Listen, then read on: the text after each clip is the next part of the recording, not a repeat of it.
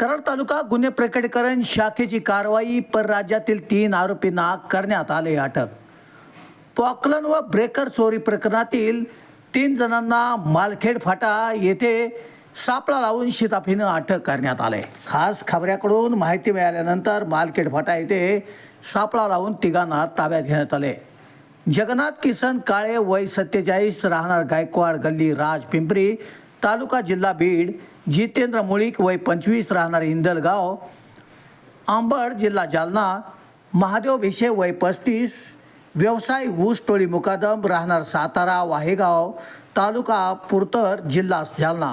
या तिघांना सध्या कराड तालुका गुन्हे प्रकटीकरण शाखेच्या पथकाने ताब्यात घेतले.